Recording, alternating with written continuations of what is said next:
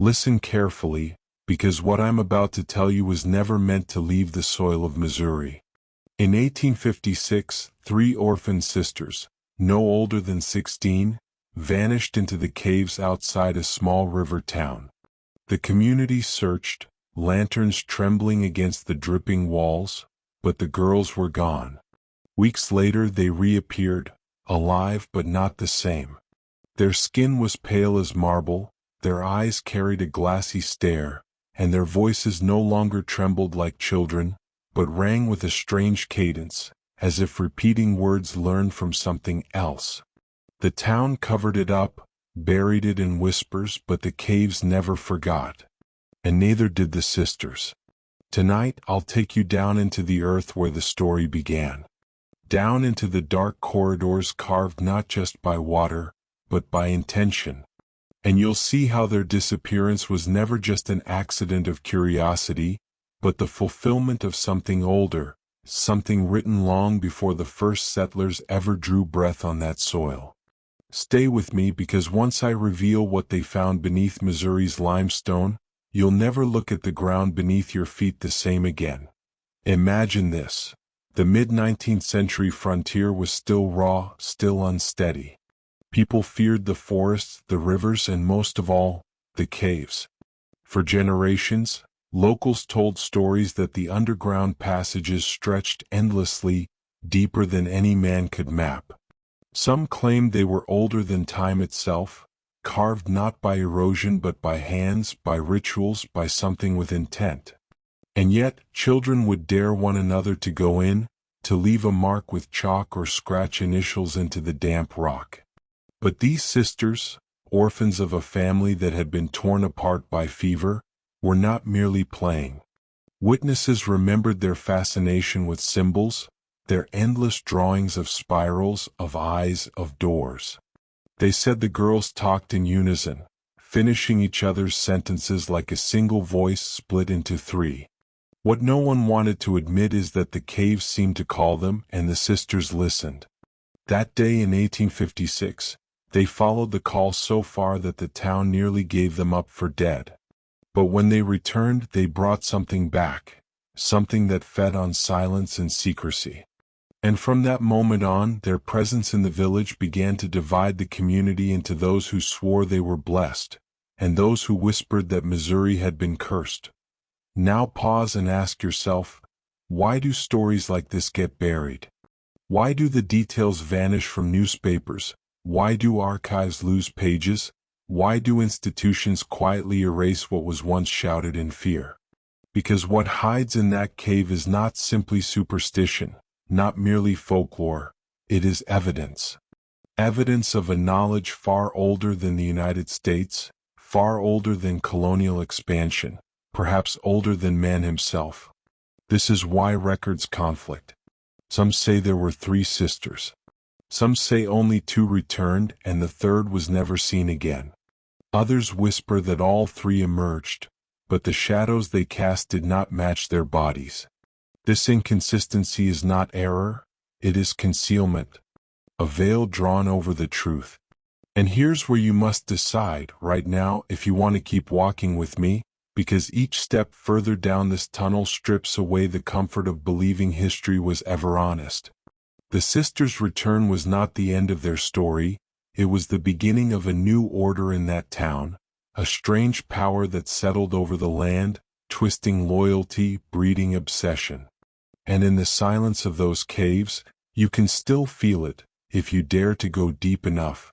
The town's elders tried to explain it away. They said the girls were traumatized, delirious from lack of food. They said caves echo, caves distort, caves make shadows dance where none exist. But mothers clutched their children tighter, because when the sisters walked down the single dirt road at dusk, dogs whimpered and oil lamps sputtered. The oldest of the 3 was seen scratching patterns into doors, into barn walls, into the very soil with her bare hands. Spirals, circles, gateways. At first people mocked her. Then, when crops withered on a single farm, when milk soured overnight, when voices were heard whispering through the cracks in the limestone, the mocking stopped. You see, power doesn't always announce itself with thunder. Sometimes it enters through silence, through suggestion, through the way a girl's eyes no longer blink the way human eyes should. And when that happens, communities fracture. Half of the town began to worship the sisters, calling them chosen. The other half whispered of witchcraft. But both sides knew one thing. These girls had touched something in the caves that no one else dared disturb. Something watching. Something waiting. The caves of Missouri are not ordinary caverns. Beneath the limestone runs an entire underworld, a labyrinth stretching into places science refuses to map. Old records, those not burned, those not locked away, speak of chambers where light bends, where compasses fail, where men walk in circles until madness consumes them. The sisters found one of these chambers. How do I know? Because decades later, miners stumbled upon walls etched with symbols identical to those carved by the girls upon their return. And yet, the chamber was sealed. No footprints, no lantern marks, no sign of human passage. How could their carvings be there? Unless they had been shown the path by something that lives in stone, something that moves unseen through the veins of the earth. When they returned to the surface, they didn't just bring whispers, they brought knowledge. And knowledge in the wrong hands becomes a weapon. Ask yourself, what happens when innocence descends into darkness and comes back carrying secrets mankind was never meant to touch? The answer is written in the ruins of that Missouri town, a place where history bent and reality itself may have cracked. You must understand, this was not just an isolated story of three girls lost and found. It was a rupture. After their return, the sisters spoke in patterns no one could decipher, sometimes singing, sometimes chanting, sometimes falling silent mid-sentence as though listening to an invisible voice. Town records show that strangers began to arrive. Men in long coats, women who claimed to be healers, even officials who refused to give their names. They spoke with the elders in closed rooms, demanded access to the caves, and paid sums too large to ignore. And here is where the first real fracture appeared. Because suddenly the sisters were no longer just orphans. They were assets. And when people become assets, the truth of their humanity disappears. The girls were pulled from the edge of society into a role they never asked for. Vessels of knowledge. Knowledge that seemed to glow behind their eyes. Knowledge that terrified the priests and enticed the scholars. Have you ever wondered how hidden orders select their initiates? They do not search among the powerful. They search among the vulnerable, because vulnerability opens the door. That is what happened in Missouri. The sisters were claimed not by family, not by faith, but by the underground network that thrives whenever the unknown rises to the surface. The deeper you look, the more this event feels staged, as though someone, or something, was waiting for the moment the sisters would walk into the earth.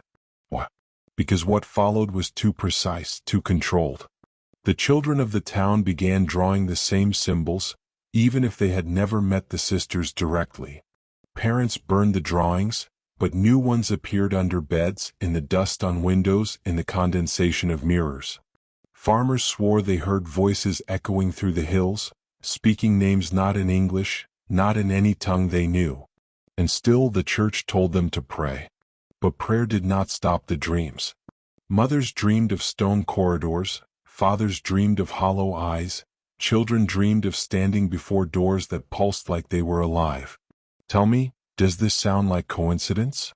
Or does it sound like contagion, a psychological infection that spreads not by touch, but by awareness itself?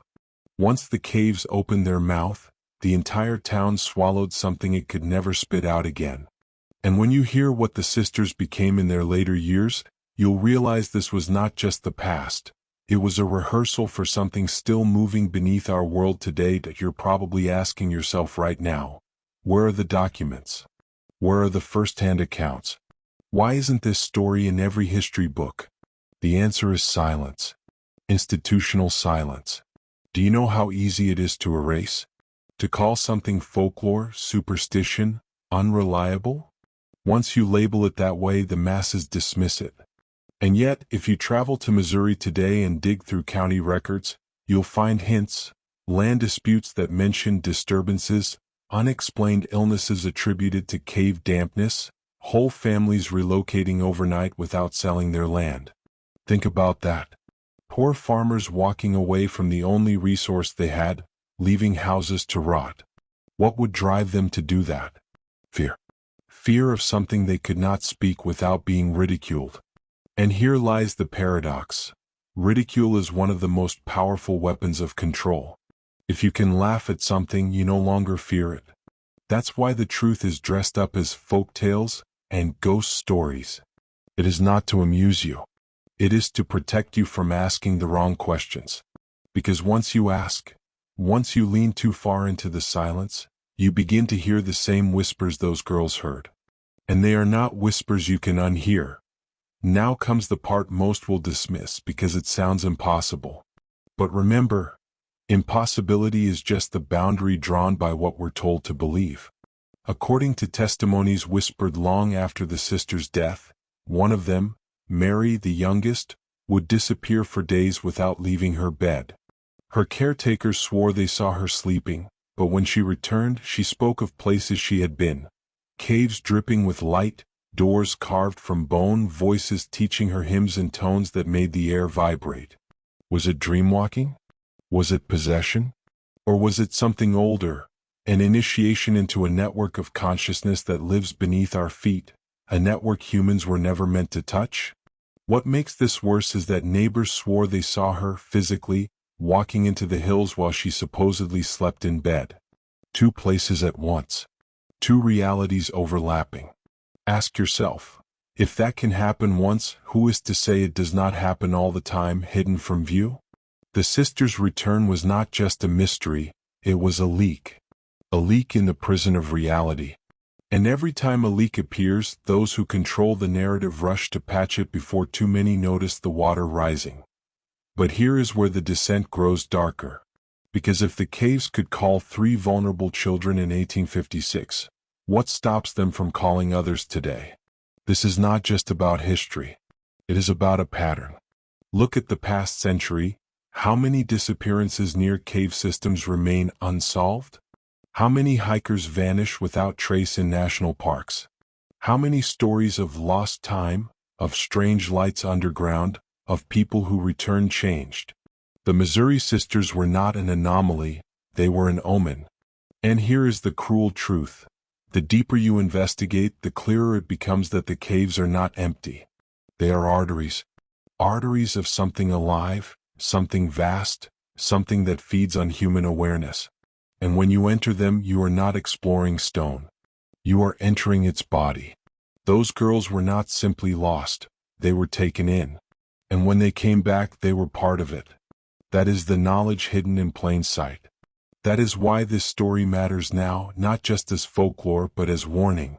Because once you've heard it, you'll notice the caves differently. You'll hear the silence differently. And you'll start to wonder if the ground beneath you is as lifeless as they taught you. By the 1870s, Missouri had begun to change. The Civil War had scarred the land, and Reconstruction brought new faces, new power struggles, and new eyes on the caves. Strange reports surfaced. Government surveyors marking areas without explanation. Men with equipment vanishing into tunnels only to emerge days later with faces hollow and eyes trembling. Yet nothing was published. Only whispers of mineral wealth, of geological studies, excuses designed to cover what they were really after. Because here's the truth most will not tell you. Governments, churches, and secret orders all share the same addiction. Knowledge. Especially the kind that breaks ordinary minds. And the Missouri sisters carried that addiction inside them.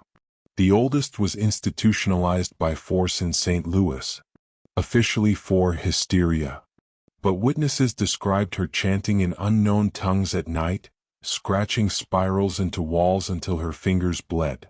Doctors kept her under sedation, but still papers went missing from her file. Visitors arrived with questions not about her health, but about the caves. Think about that. Why would men from Washington care about the ramblings of a teenage orphan girl, unless they knew her words were not ramblings at all, but fragments of something unspeakably old? The middle sister, Sarah, married young.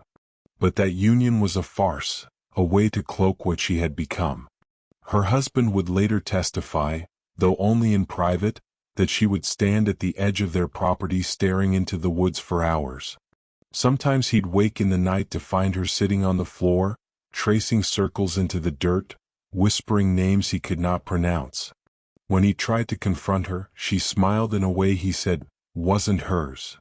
Soon after, livestock began to die in violent, unexplainable ways. Bones twisted, eyes missing, no blood left in the bodies. Locals accused Sarah of witchcraft. But those who knew the caves understood. The animals had not been killed for sustenance. They had been offered to whatever had followed the sisters back into the world. You see, the danger was never only in the caves themselves. It was in what walked out of them disguised as human. That's the truth polite history refuses to confront. That sometimes evil doesn't wear horns, it wears a familiar face, a neighbor's face, a sister's face.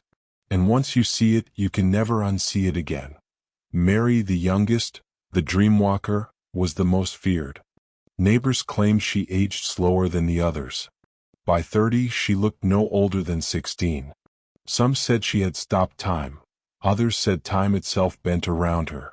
But the most disturbing stories came from children, who whispered that Mary would visit them in their sleep, standing at the foot of their beds with eyes like polished glass. They would wake with dirt beneath their nails, though they had not left the house. Mothers tried to keep the children away, but you cannot keep children from what calls them. That is the rule of every legend, every myth. The next generation is always chosen. And so the whispers grew, that Mary had become a conduit, a bridge between the caves and the surface, between the darkness below and the innocence above. Think about what that means. If reality is a fabric, she was the tear. And through that tear, something looked back. This is why we study these stories, not to indulge superstition, but to recognize the signs when the fabric starts ripping again. Because once it does, there is no stitching it closed. Only descent. Here is the part most people can't stomach. The sisters didn't just vanish once, they vanished again. Not together this time, but separately, years apart. Each time a different cave. Each time no witnesses. And each time they returned altered further. The last account we have of Sarah describes her emerging from a cavern mouth in 1889 barefoot, her dress torn, her mouth filled with mud. She did not speak for weeks, only drew symbols in ash on her cabin walls until the place burned to the ground. Mary disappeared last, sometime in the 1890s. Some say she never came back. Others say she walks still in places where the limestone veins run closest to the surface. Which story is true? That depends on what you're willing to accept. The official archives claim nothing. No obituaries. No burial records. Just silence. Erased as though they never existed at all. And yet, the caves remain. The caves never erase. That's why when you stand at their mouths today, you feel that pulse in your chest, the dread that is not quite fear, not quite wonder. It is memory. Memory of what was taken and never given back. Now I want you to pause, really pause and feel this. Because if you're still with me, you are no longer just a listener, you are a participant. You've crossed into territory that rewires you. And I need you to prove it. Write these words in the comments right now. The caves remember. Write it twice, as a seal, as a mark that you have chosen to see what most would rather deny. That phrase is not just for me. It's for you, to lock the knowledge into your own identity so you can't turn back and pretend ignorance again. Because the caves are not metaphor. They are not story. They are structure. They are system. And the sisters were not the only ones marked by them. What happened in Missouri was not the first occurrence of caves rewriting human lives. And it was not the last. From the cults of ancient Greece to the hidden chambers beneath cathedrals in Europe, humanity has always known that below the surface waits a second world. And in that second world, rules bend. Reality thins. Power flows. Missouri was just one eruption of an older pattern, one fracture in a system designed to keep you blind. And if you're listening, then you're no longer blind. You see, Missouri was never random. The caves run like veins beneath the land, and those veins connect to something far larger. Ancient societies knew it. Look at the Greeks. The Oracle of Delphi spoke from a cavern where vapors rose from cracks in the earth. Look at the Maya. Their sacred cenotes, caves of sacrifice, believed to be portals to the underworld. Look at Europe. Secret orders building cathedrals atop cavern mouths, sealing the entrances beneath layers of stone and sanctity. The Missouri Sisters were not an isolated event. They were part of a lineage, one expression of a knowledge humanity has buried but never erased. Institutions knew this. That's why those nameless visitors came to the town in the 1850s. They didn't care about orphans. They cared about access. They wanted to know if the caves had chosen new vessels. Because here lies the darkest truth. The underworld does not call just anyone. It selects. And once selected, the human becomes both key and door. That is what the sisters represented. That is why Missouri is still watched, still whispered about in locked rooms of archives no one is permitted to touch. And this is where the manipulation begins. The church called it blasphemy. The state called it folklore. Scholars dismissed it as madness. But none of them stopped investigating. They only stopped sharing. Do you understand the weight of that? They didn't tell you because telling you gives power back to you. They withheld because ignorance makes you controllable. And isn't that the very structure of our world now? Every major institution built on selective silence. They let you believe you're free, while quietly curating the edges of what you're allowed to know. The Missouri caves were a test case. Could they bury something this monumental? Could they suppress an event where children vanished and returned with evidence of a second reality? The answer was yes. They silenced it then, which meant they could silence anything. And if you think this is just about caves, you've missed the larger trap. The caves are symbols of all the places you've been told not to look. Your mind has been fenced in like cattle. The sisters were proof that there is a door in the fence, and that's exactly why the fence had to be built higher, thicker, stronger. Now let's dig into the psychological infection that spread after the sisters' return. Records show increased cases of what doctors at the time called night terrors. Entire households plagued by dreams of tunnels, of dripping stone, of whispers echoing through walls. Some describe being pulled downward in their sleep, weightless yet suffocating. Children awoke with scratches they couldn't explain. Adults awoke with mud beneath their fingernails, though their doors had remained locked. Does that sound like folklore to you? Or does it sound like contact bleeding into consciousness? Here's what you need to realize. Trauma is contagious. Not through blood, not through touch, but through awareness. Once you hear the story, once you picture it, your mind begins to replicate the infection. That's why I warned you earlier. Listening to me isn't entertainment, it's participation. You're already carrying fragments of their descent inside you. And if that unsettles you, good. That discomfort is the sign that the cage of ordinary perception is starting to crack. You wanted hidden knowledge. Well, hidden knowledge always costs something. And you've just paid the first part of the price. So what exactly was beneath those caves? What truth was so dangerous it had to be buried? The fragments we have suggest this. The sisters spoke of a hall with no ceiling, where light did not come from torches but from the stone itself. They spoke of figures without mouths, who taught them to speak in patterns of sound that bent the air. They spoke of a door not made of wood or iron but of vibration, something you pass through not by opening but by aligning. That's not folklore. That's physics.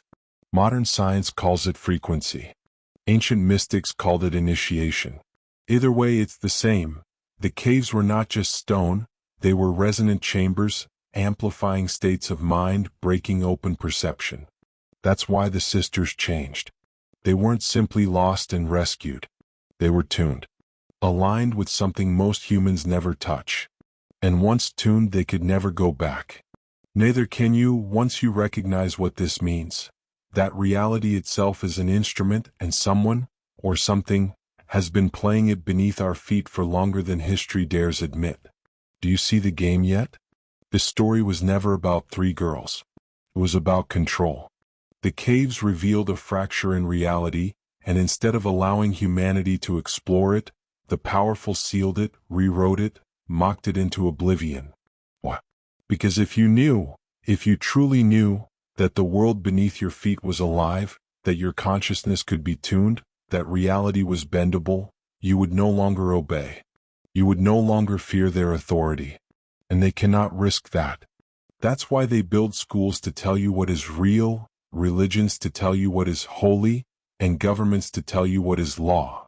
It's all scaffolding, keeping you away from the cave, from the raw power waiting below.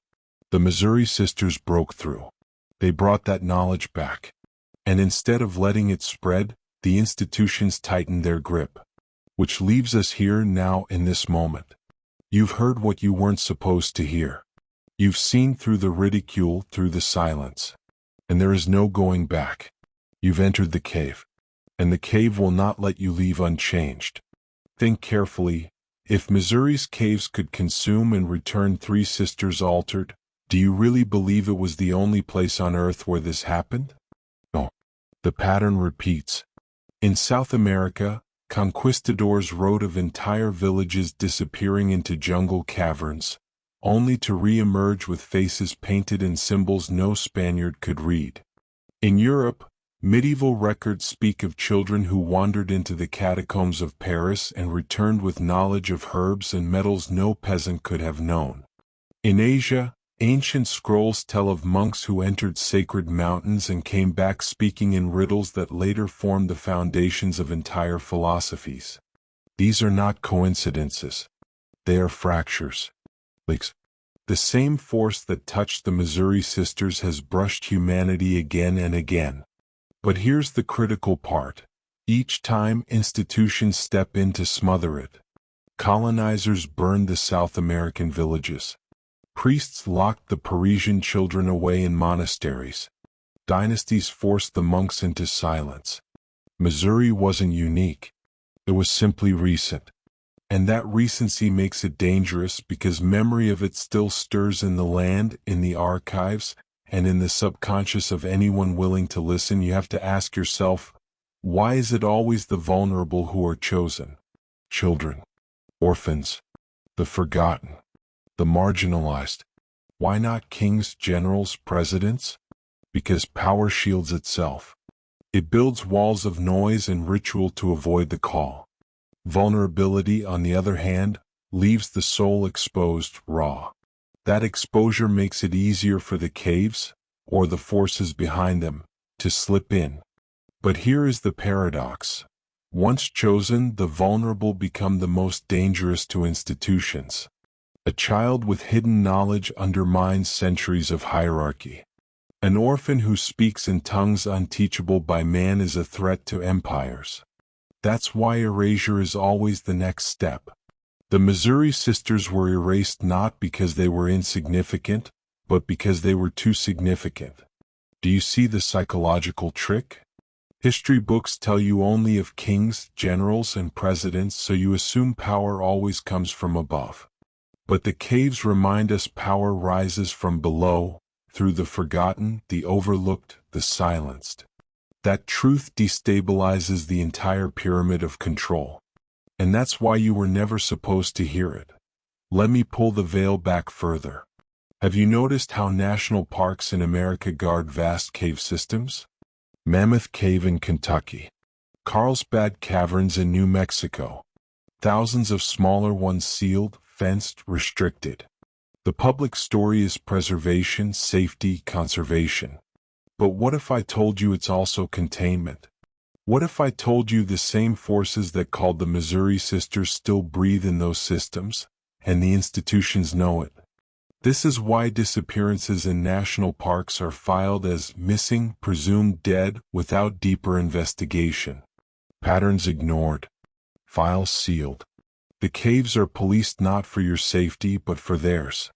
They cannot afford another Missouri. They cannot afford another group of vulnerable souls stepping into the dark and coming back with knowledge that breaks the chains. That's why folklore is pushed so aggressively. It's the perfect mask. You laugh at it, you dismiss it, and while you're laughing, the archives remain locked, the disappearances remain unexplained, the silence remains intact. Missouri was a crack in the facade. Every park, every cave system since then has been a wall built to patch it. Now consider the psychological control system itself. Think about how fear works. They told you caves were dangerous, filled with disease, with bats, with deadly gases. They told you to stay away. Fear is one side of the coin. The other side is ridicule. They told you anyone who believes in cave spirits or mystical voices is a fool. And there it is, the perfect trap. If fear doesn't hold you, ridicule will. Either way, you stay in line. That is how institutions control not just your actions, but your imagination. Missouri proved it. After the sisters returned, the ridicule began immediately. Whispers of madness, hysteria, witchcraft. Not to protect the girls, but to discredit them. Because the moment you discredit the messenger, you erase the message. And what was the message? That reality is porous. That consciousness is not bound. That there is a system beneath the surface older than history itself. If you believe the sisters, the entire structure of control collapses. That's why they had to be erased. That's why the caves had to be sealed. And that's why I'm speaking to you now. Because erasure only works if no one dares to remember. I need you to feel the weight of this. You are no longer just hearing about Missouri. You are part of the chain that keeps the memory alive. Once you know you carry it, that's the danger. That's the power. But before we go further, I want to ask something of you. If you're still here, still listening, it means you were meant to descend. It means you are not like the masses who click away at the first whisper of discomfort. You're still here because part of you has always known reality isn't what you've been told. So prove it. Subscribe to this channel right now. Not because it helps me, but because it marks you. It declares you've stepped across the line, that you are willing to remember what others erased. Every subscriber is another crack in the wall of silence. And every crack widens the door. The caves are patient, yes, but patience ends. And when it does, the only protection you'll have is knowledge. So lock yourself into it. Seal it with action. Because once we move into the next layer of this descent, the truths will not only unsettle you, they will demand something from you. Something irreversible. Think about what initiation really is. It's not ceremony, not candlelight and robes. It's rupture. A tearing away from the ordinary, forcing the mind to step beyond itself. The Missouri caves functioned exactly this way. When the sisters entered, they weren't just lost children. They were initiates. The darkness stripped them of safety, of familiarity, of self. Hours became days. The mind fractured. And in that fracture, something else entered. Every true initiation is engineered to destabilize you, to unmake the person you were, so something new can form.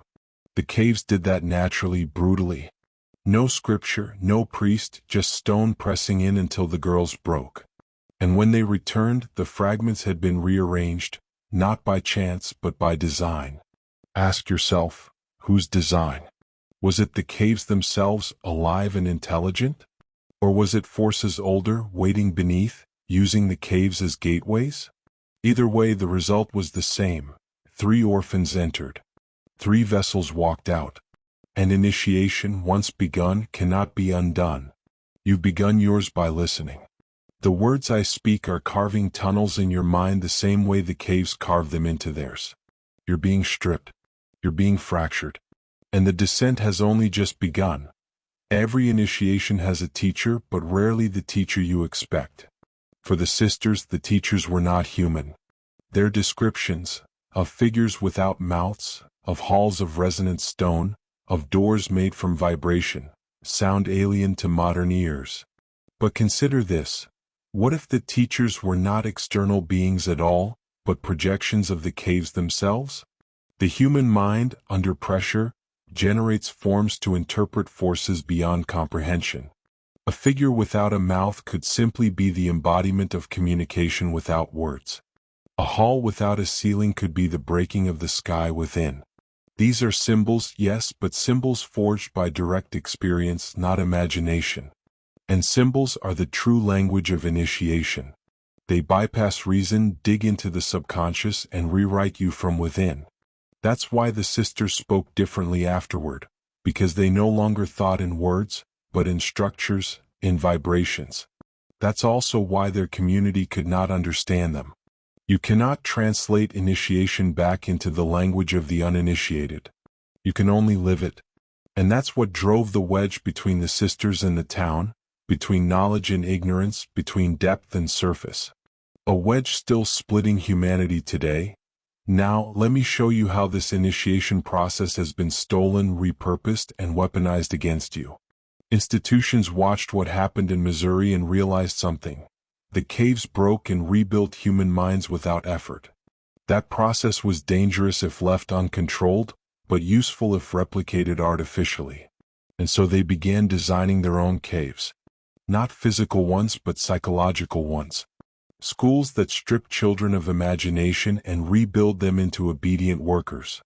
Churches that terrify souls with hell, then rebuild them into docile believers. Governments that break nations with war, then rebuild them into pliant citizens. Do you see? Missouri wasn't just a buried story. It was a prototype. A natural initiation converted into mass programming.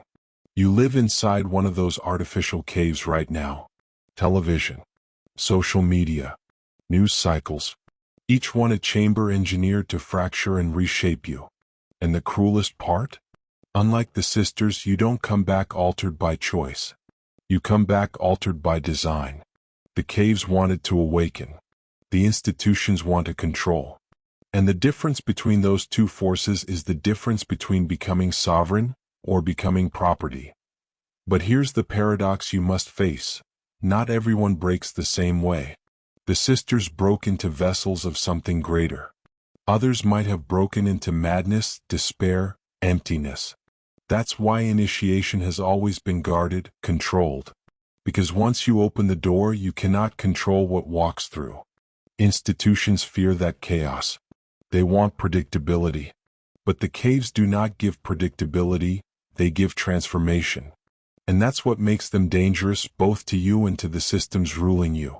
If you walked into a cave today and allowed yourself to be stripped, unmade, what would come out? Would you return glowing with knowledge? Or screaming, empty, consumed?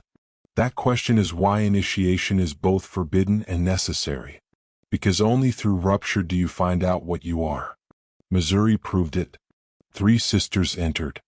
3 answers emerged, each different, each terrifying, each uncontainable. The town couldn't handle it. The institutions buried it. But the caves don't care. They keep calling. And if you've made it this far into my voice, you've already heard them. The only question left is, what will you do with the call? Before we descend further, I need to prepare you. Because what comes next will not just disturb you, it will demand something from you. You've already commented the phrase once and you've already sealed your awareness. But now I want you to go deeper. Write again in the comments, the caves remember. The caves awaken. Not for me, for you. Say it twice, type it twice. It is a ritual act, a symbolic anchor. Because once we move past this point, you're no longer just hearing a story. You're participating in a rite, the same kind the Missouri sisters endured. You are willingly fracturing your old self.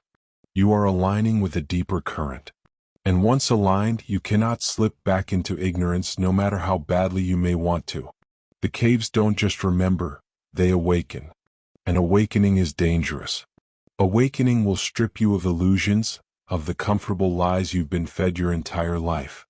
But if you've stayed with me this long, it means you're ready. So anchor yourself now. Seal it in words. Because the descent from here is no longer history. It's prophecy. And prophecy has teeth. You might think the Missouri case ended in 1856, filed away as folklore. But the truth is the caves did not stay quiet. Reports continued through the late 1800s of children disappearing into sinkholes and returning days later with altered behavior. Some wandered into towns babbling languages they had never learned. Others drew symbols onto walls that matched ancient carvings from civilizations thousands of miles away. These weren't isolated incidents, they were ripples. And the institutions noticed. By the dawn of the 20th century, researchers under secret orders began cataloging spontaneous initiations in caves, mines, even basements. The pattern terrified them. Untrained, uncontrolled awakenings spreading like wildfire. So they changed strategy. Instead of burying the Missouri story, they began quietly replicating it. Entire underground facilities were constructed, ostensibly for mining, storage, or military defense. But many were designed for one thing: breaking the human psyche in controlled conditions. What began in Missouri with 3 orphans became a blueprint for manipulation. And if you think that sounds paranoid, ask yourself, why does every major power maintain underground bases, tunnels, and caverns sealed from public view? Why are caves so present in ancient myths, secret rituals, and even modern conspiracy lore? Because they know. The fracture begins underground. And underground, nobody sees what comes out. Let me pull the curtain further. During the Cold War, both the United States and the Soviet Union conducted psychological experiments that mirrored the Missouri caves. Subjects were locked in pitch-black rooms, sensory deprived for days, their minds shattered by isolation. The reports matched perfectly: hallucinations of figures, overwhelming vibrations, altered speech. Except now, instead of guiding initiates toward sovereignty, the purpose was to bend them into submission. The Missouri sisters returned transformed, unpredictable, untamable. But Cold War subjects returned pliable, programmable, stripped of will. That's the crucial distinction. The caves initiated toward awakening. The institutions corrupted initiation into control. And yet, fragments of the old power leaked through. Some test subjects emerged with strange insights, flashes of precognition, even psychic resonance. Governments hushed those cases quickly, branding them madness. But inside their private archives, they classified them as unreliable awakenings. Do you see the pattern? The institutions fear uncontrolled transformation more than anything. They would rather bury you in endless programming than risk you seeing what those orphan sisters saw in 1856. Because if you saw it, if you felt it, you'd never obey again. And here is the shadow that haunts your daily life.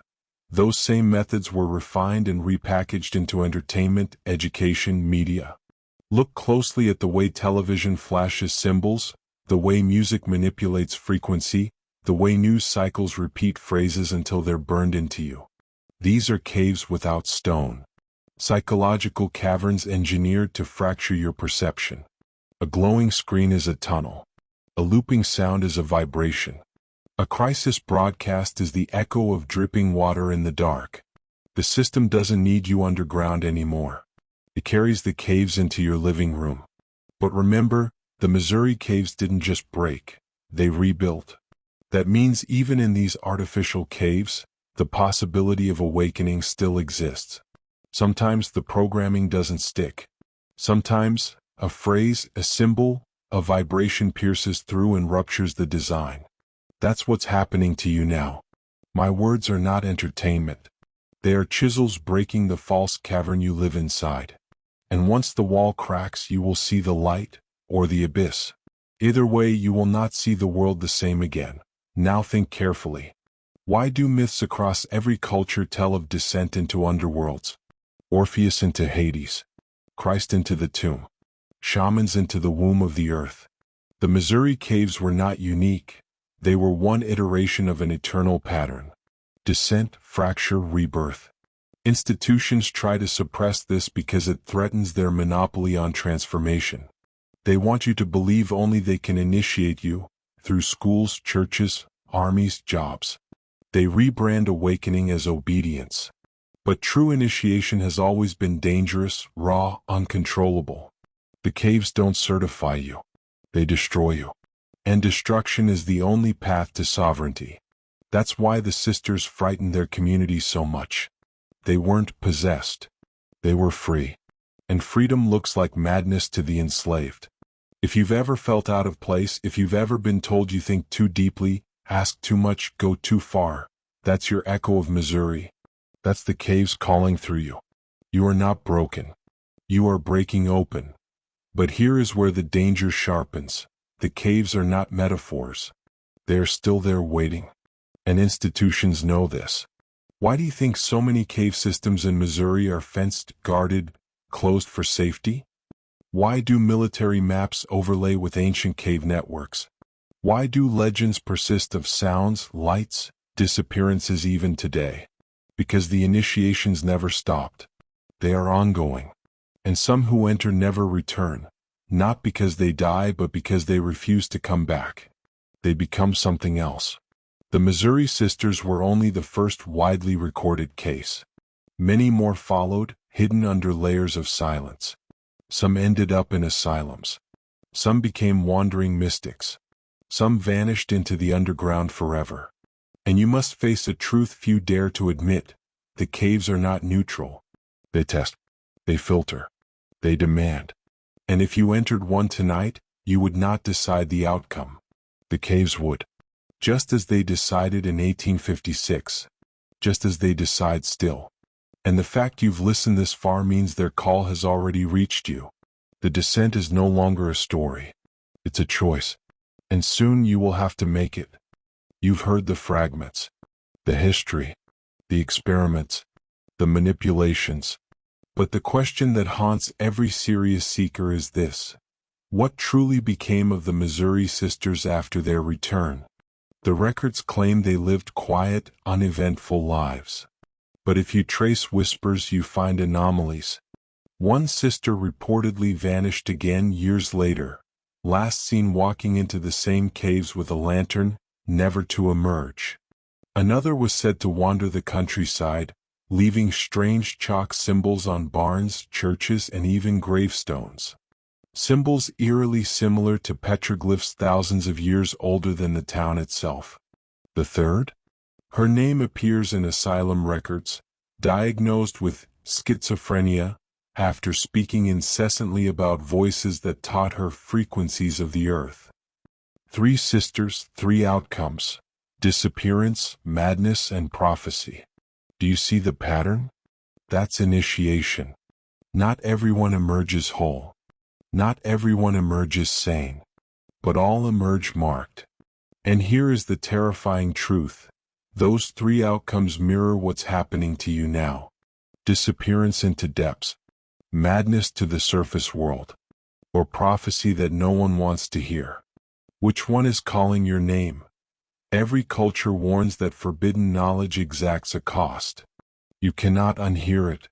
You cannot return to innocence once the truth drips into your ears. The Missouri Sisters carried that burden, and so do you. Already, something has shifted in you as you've followed me this far. A fracture has been opened. You feel it when you pause the video and sit in silence. The weight pressing against your ribs, the sense that the world is thinner, more fragile than it seemed before.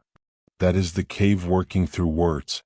It doesn't matter that you're not underground. The vibration is here, alive in my voice, reaching you. And now you must ask, do you want this fracture to widen? Do you dare to let it consume who you were? Because to awaken you must die, not in flesh but in illusion. The person you were when you clicked play has already begun to rot. What comes next depends on how you answer the call. Will you resist and remain fractured, or surrender and be rebuilt? Now listen carefully, because this is where the line between story and command blurs. You need to anchor this transformation, not just let it wash through you. So once more I ask, not casually but as a right. Write in the comments twice. The caves remember. The caves awaken. This is not engagement. This is pact. A symbolic declaration that you do not fear the fracture, that you will not run from the descent. Institutions want you silent, passive, consuming. This is your rebellion. turning their artificial caves into true initiation by choosing awareness instead of programming. And once you type it, something changes. You'll feel it. Subtle but undeniable. The caves inside you stir, and the false ceilings above you begin to crack. Comment it now and then subscribe, not as a follower of a channel, but as one who has chosen to remain in this current, this descent. Because the knowledge will not stop here. You've stepped onto a path the Missouri sisters stumbled upon by accident. You, however, are stepping with intent. And intent is what transforms chaos into destiny. But I must warn you, awakening does not make you safe. It makes you dangerous. The Missouri sisters frighten their community because awakened beings cannot be controlled. Institutions survive only by control. That means the moment you begin seeing through their illusions, you become a threat. They will mock you, isolate you, brand you insane just as they did to the sisters. You'll see it in friends who dismiss your questions, in family who avoid your eyes, in a society that punishes anyone who refuses to play its games. That resistance isn't proof you're wrong, it's proof you're piercing the veil. The caves do not promise comfort. They promise power. But power requires sacrifice. You may lose relationships, jobs, even parts of your old self. Yet what you gain is sovereignty, something priceless, something institutions fear more than anything. Because a sovereign mind cannot be owned. And when enough sovereign minds emerge, their systems collapse. That's the prophecy hidden beneath Missouri. Not 3 orphans. Not one town. But an entire species waiting in the dark, ready to awaken. And now we stand at the final threshold. You've walked with me through history, myth, manipulation, prophecy. You've seen how 3 forgotten sisters stumbled into a cavern and became unwilling initiates in a war for the human soul. You've seen how institutions hijacked the same process to enslave billions. And you felt, deep in your gut, that you are part of this same story. So let me leave you with the most dangerous truth of all. The caves are not outside you. They are within. Every silence, every shadow in your mind is a tunnel waiting to be entered. Every fear, every dream is a chamber demanding exploration. When the Missouri sisters vanished, they weren't swallowed by stone. They were swallowed by the collective unconscious, the raw underworld of humanity. And when they returned, they carried back fragments of that world. You too carry it now. The descent doesn't end when this video fades. It begins. Tonight, when the world is quiet, listen for the hum beneath the silence. That's your cave. And when it calls, do not turn away. Step in. Break. Die. Awaken. And remember, the caves do not forget. And once they awaken, neither will you.